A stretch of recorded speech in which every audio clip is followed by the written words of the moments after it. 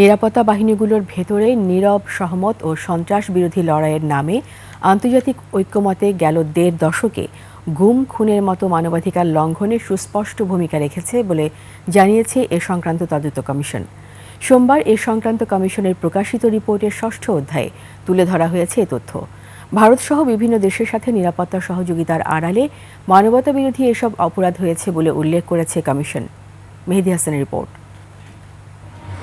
একনল advanced hygiene soap, এবার জীবাণু ধুলাবালি ঘাম ক্লিন বোল্ড। হাসিনা আমলে গুম, বিচার বহির্ভূত হত্যা কিভাবে একটি স্বাভাবিক ঘটনায় পরিণত হয়েছিল তা এরই মধ্যে জনসম্মুখে তুলে ধরেছে তদন্ত কমিশনের প্রতিবেদন।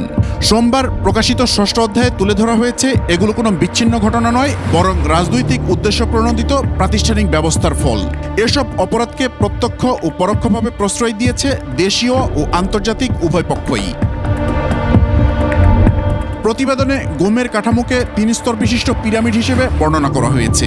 উপরের কৌশলগত স্তরে ছিলেন শেখ হাসিনা, জেনারেল তারেক সিদ্দিকী ও স্বরাষ্ট্রমন্ত্রীর মতো রাজনৈতিক নেতারা, যারা নির্দেশ দিতেন। মাঝের নির্বাহী স্তরে ছিলেন জ্যেষ্ঠ জেনারেল, পুলিশ ও অন্যান্য নিরাপত্তা বাহিনীর শীর্ষ কর্মকর্তারা, যাদের মাধ্যমে রাজনৈতিক নেতৃত্ব নির্দেশ বাস্তবায়নের পর্যায়ে আসত। এবং সবশেষে কার্যকরী স্তরে ছিলেন নিরাপত্তা বাহিনীর নিম্নপদস্থ সদস্যরা, যারা নির্দেশ বাস্তবায়ন করতেন। রাজনৈতিক নেতৃত্বই যে গুম খুনের নির্দেশদাতা এ সাক্ষ্য শুধুমাত্র মাঝের নির্বাহী স্তরের কর্মকর্তারাই দিতে পারতেন। কিন্তু গেল ৬ জানুয়ারি আন্তর্জাতিক অপরাধ ট্রাইব্যুনাল একটি গোয়েন্দা সংস্থার সাবেক ১১ কর্মকর্তার বিরুদ্ধে গ্রেফতারি পরোয়ানা জারি করলেও তাদের পালিয়ে যাওয়ার সুযোগ করে দেওয়া হয়েছে। ফলে রাজনৈতিক নেতৃত্ব এখন এসব ঘটনার দায় বাহিনীগুলোর উপর চাপিয়ে দেওয়ার সুযোগ পেয়েছে। মানবতা বিরোধী এসব অপরাধীদের রক্ষা করায় বাহিনীগুলোর জন্য ঝুঁকি সৃষ্টি হয়েছে বলে উল্লেখ করা হয়েছে প্রতিবেদনে। বাহিনীগুলোর ভেতরে গুরুতর অভিযোগে থাকা ব্যক্তিরা এখনও আছে, ফলে তারা নিজেদের অপরাধ আড়াল করতে গিয়ে অনুমোদনহীন ক্ষতিকারক পদক্ষেপ নিতে পারে, যা জাতীয় নিরাপত্তা পর্যন্ত বিপন্ন করতে পারে।